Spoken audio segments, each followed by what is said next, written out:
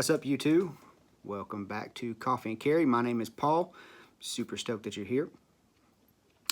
Before I get going in the video, I want to give a shout out to Green Mountain Coffee Company for their Dark Magic brew. It is an exquisite cup of dark coffee. If you like dark roast and you've not tried Dark Magic from Green Mountain Coffee Company, you can pick it up at your local Walmart. Most of your more prominent grocery stores will have it. It's definitely a really good cup of coffee. The only place that I've ever, or the only way that I've ever found it, of course, is K-Cups, which I'm a K-Cup fan, especially middle of the day and you want a cup of coffee, but you know you're probably not going to drink an entire pot. Grab a K-Cup. I'm actually blessed enough to have a coffee pot that does both. It is a carafe style and a K-Cup. So super stoked about that, and I love me some Green Mountain Dark Magic. Okay, so the video today, if you've not already figured out from the title and the thumbnail, it's going to be how do I carry. Now you guys already know what I carry because I've already done a video on the pistol that I choose to use every day for everyday carry. It is the Glock 48, which is a stack and a half. It's not a single stack, it's a stack and a half, which will give you 10 plus 1 in the chamber, and then when you run an extra mag, it's a total of 21 rounds of 9mm. So we know what I carry, but how do I choose to carry it? Well, I'm a little bit on the controversial side of that. I choose to carry Appendix. I know I've seen the pictures, I've seen the videos. I had a buddy send me a video of a guy that apparently stuck a pistol in the front of his pants, and from what I could tell, he didn't have a holster. He kind of moseyed around the shop for just a few minutes, and then he went to bend over and the pistol fired. I do not need to tell you what he shot. I will just leave that to your imagination if you haven't watched the video, but it's very bad. It was a very bad situation. So I do know the stigma, and I do understand the dangers that are associated with Appendix Carry. And we're going to get into that as to why I choose to Appendix Carry and why I'm comfortable carrying in the appendix position. So let me back my chair up a little bit here. So the way I choose to carry is, of course, appendix.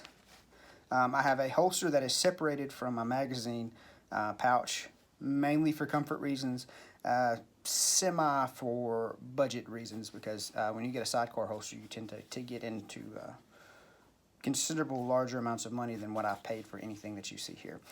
So got the magazine, carrier, and then I have the holster.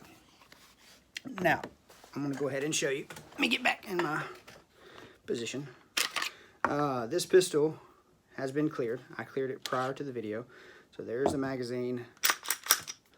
There's nothing in the chamber. There's nothing in the magazine. So the pistol is clear. So you don't have to worry about me shooting myself or anyone else. I am the only one in the room, for one, and the pistol is clear, for two. So the holster that I run most of the time is an Appendix Carry Kydex rig from a company called Arms. I found this company on eBay. I've had this holster for about 6 months now. I've had the pistol about 7. 36 bucks. $36 for this rig off of eBay.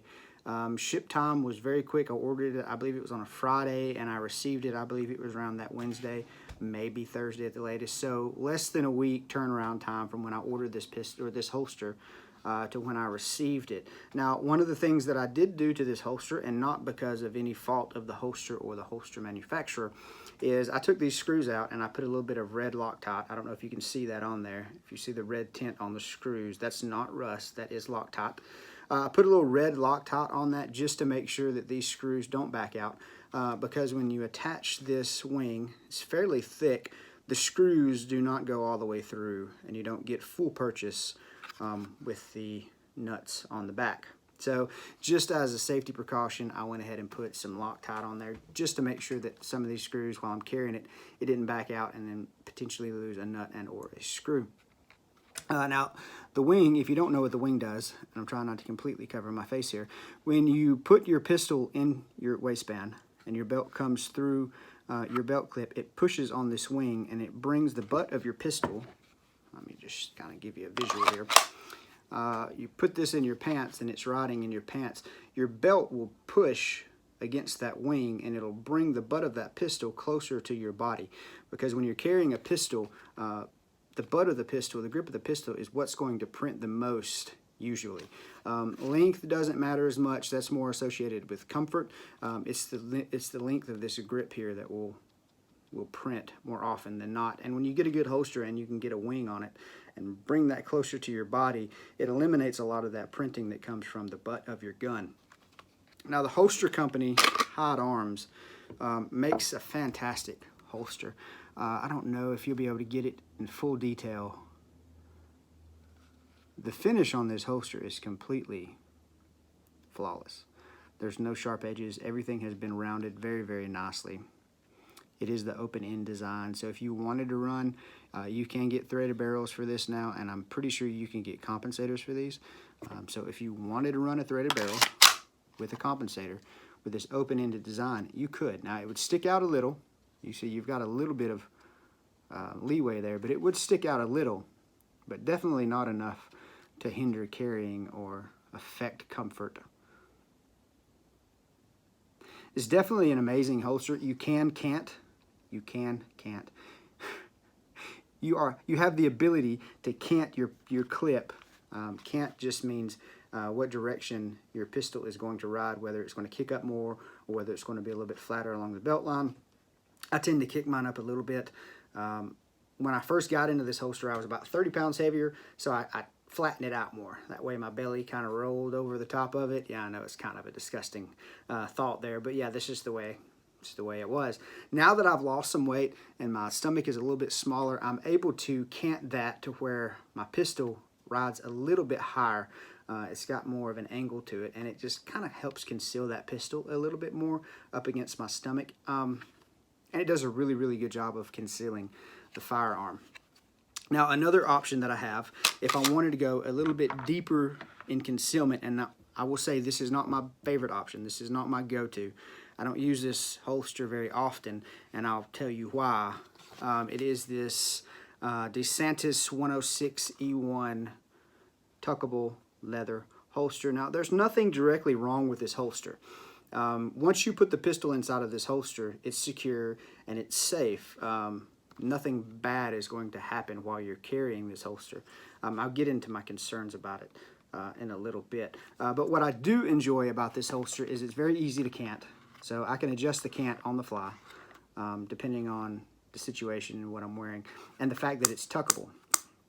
So even if I'm just going to tuck my undershirt over it, just in case my shirt rides up, if I know I'm going to be around a bunch of people and I don't know, I'm going to be putting up stock or whatever the case may be, if I'm at church, whatever the case, I can cover this pistol with an undershirt, even if not my overshirt, and if my shirt rides up, you're not going to see the pistol.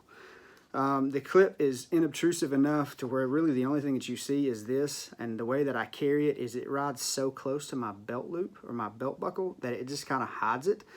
So that's a really, really good thing too. And I carry this maybe 10% of the time. 90% of the time it's going to be in my Kydex holster, but occasionally, depending on how I'm going to be dressing for the day, will determine whether or not I use this holster. Now, one thing that I tried to do when I first got this holster is I modified it a little bit. You see these holes here. I took another piece of leather and I brought it up a little bit further just to keep the pistol from rubbing up against my body, because I originally bought this holster for a different pistol. And once I got this, everything on this is so smooth. I just took that leather piece off because I didn't need it. So if you see those holes, that's not standard with this holster. That was a modification that I did to it. One of the things that I don't particularly care for with this holster is occasionally, you see there, the front sight on this pistol, because it does come down further than the holster itself, sometimes can get caught. Not enough that will prevent me from drawing, because the belt goes over this part of the clip and into this lip here. So your belt actually sets on top of this clip, and this catches on the bottom side. It just kind of, if you're not really careful, it can hang a little bit when you're drawing your pistol, and that can be a little bit of a consideration. And another thing that I don't particularly like about a leather holster, especially in appendix carry situations, is when you're wearing it and you have the pressure on it tends to close up on you. Now this one does have this reinforcement on the top, and it is fairly stiff, but it will still close. And the biggest concern with that, especially around your trigger guard, is if you're reholstering and any of this leather catches that trigger, you do run the risk of discharging your firearm negligently. So that's definitely a concern anytime that you're running a leather holster, especially for appendix carry. But any kind of inside the waistband situation, you really want to be careful with reholstering your pistol in a leather holster. Ideally, if you had to reholster it, you need to remove your holster, insert your pistol, and then reinsert the entire package back in the position where you want it, if you want to be safe. Now, I know some guys don't do that, but I'm not one of the guys that wants to risk shooting himself anywhere, especially in the area that I would shoot myself carrying appendix. Now the magazine, the way I choose to carry my magazine, and I talked about this in my EDC video, this is a very inexpensive, I can't even pronounce that name. I don't even, Akati? I don't know. I got 2 of these for $12 off Amazon, and it works. It does a very good job of concealing and holding my extra magazine, and because it's a thicker neoprene, it's really comfortable. So I'm really not upset with this little clip at all. Now, one thing that I did do to it is I took some gauze and I rolled it up and I put it down here on the bottom because the magazine would ride a little bit lower than what I wanted it to, just because it's a little bit shorter than some. And that just brings the magazine up a little bit, where if I do need to pull from the carrier, I can catch that lip there, and I'm indexed, and I can draw the magazine. Okay, so why am I comfortable carrying appendix carry? I know a lot of guys are very uncomfortable carrying appendix, and I know this video is getting lengthy, and I'm going to try to wrap it up. Why am I comfortable carrying appendix carry? Well, one, I trust the pistol that I own. If you have a pistol and you've done modifications to it, and you've got, say, a 2.5 pound trigger, and I know that's a stretch. Most guys are not going to put a trigger that light on their everyday carry pistol. That's more of a competition trigger. But I personally know a fellow that has the 2.5 pound trigger on one of his pistols that he carries. I think it's absolutely crazy. He doesn't seem to mind. I trust the pistol that I have. I know what I have, and I know what it takes to depress the trigger. This is about a 5.5 pound trigger pull on the Glock. Can it depress easily enough? Yes, under the right circumstances, especially in a reholster. The trigger can depress and it can discharge. But I trust my firearm, and I know that if I do my job, it will do its job. If I am intentional and careful with how I handle my firearm, I have nothing to worry about. A Glock is very, very safe firearm as long as I'm using my most prominent weapon, which is between my ears and my eyeballs. As long as I'm using my head and I'm being careful, I have nothing to worry about with the pistol that I choose. And another thing is the holster that I choose. The reason that I carry a Kydex holster 9 times out of 10, especially with appendix carry, is the ability to reholster. That is the biggest danger in appendix carry, is your reholster. Your firearm is not going to discharge by itself, and if it does, you need a new firearm. There's something drastically and dramatically wrong with the firearm that you're carrying. It's not just going to discharge. I do carry with one in the chamber, and I'm not afraid because I know my gun is not going to discharge by itself. So what am I saying? When this pistol is in this holster, it's not going to discharge. Okay, my trigger is covered, completely covered. Nothing's going to discharge this firearm. And when you have a Kydex holster, which does not collapse on you, it's much easier to reholster. Now, I will dry fire practice with this holster, and of course I'll do it with an unloaded pistol. And as long as I practice that and I'm careful, I know what I need to do when I reholster my firearm. I know my body mechanics and how I need to move to safely reholster my firearm. The biggest thing, the most dangerous part of using a firearm, it's not even the draw or firing the weapon. Biggest margin for error is your reholster. So definitely be cautious when you reholster your firearm. Know where your trigger is. Know that you don't have any kind of clothing or any article of clothing caught up in this area, because if, say, your t-shirt or your boxers or whatever the case may be gets caught up in this area when you go to reholster, you can discharge your pistol. So be mindful of that. Be very mindful of how you reholster your pistol. And those, to me, are the biggest concerns when it comes to appendix carry. I'm not concerned that while I'm sitting down, my pistol is going to go off and I'm going to be less of a man. That's not something that I worry about. And I do practice. I dry fire practice more so than anything on a very regular basis. And of course, again, it's on an empty pistol. If you dry fire practice with a loaded magazine or one in the chamber, stop. Don't do that. Empty your firearm before you dry fire practice. Please, just do it. So I have enough body mechanics and I have enough muscle memory that I'm confident in when I draw and when I reholster that this gun is not going to discharge negligently. So for me, carrying appendix is completely safe. It's completely comfortable and it's completely concealable. I can conceal an appendix carry a lot easier than I can in the 3 or 4 o'clock position, especially in the 6 o'clock position. I've tried that for like 30 seconds, didn't work for me. So appendix carry is my go-to carry method, and those are the reasons why. It's easier for me to conceal, it's more comfortable, and it's easier for me to protect my firearm. If it's in my bubble, if it's in the front of me, I don't have to worry about somebody coming up behind me or anything like that. My pistol is completely safe, and it is completely secure.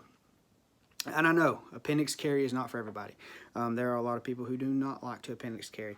I've got a buddy that appendix carries, but he will not carry around in the chamber. Now, mind you, he's a new gun owner. He's only been carrying for about 6 months now. But he will not carry one in the chamber for that reason, and I completely respect that. I completely respect the people who do not want to appendix carry. I completely understand, and I respect that. And the biggest thing is have a firearm with you. I am a big proponent to being able to protect yourself and being able to protect your family. The biggest thing is have a firearm on you, regardless of how and where you safely carry it, keyword safely. Carry it and carry it safely and carry it in a position and in a manner in which you are comfortable. All right, guys, I think that's it. Video's a little bit lengthy, but I hope you got a little bit of information from it. Get yourself a good holster. Do some good practice. Get comfortable with your holster. Get comfortable with however you decide to carry. And carry. That's the biggest thing, is carry.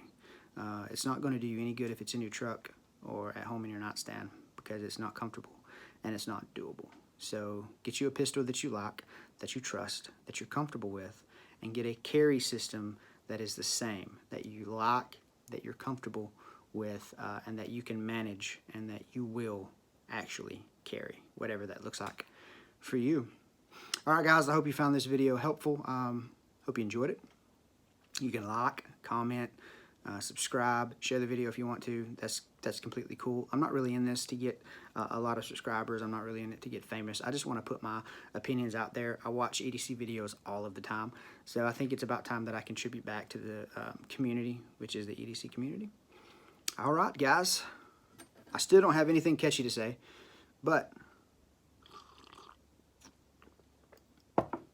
have a good day.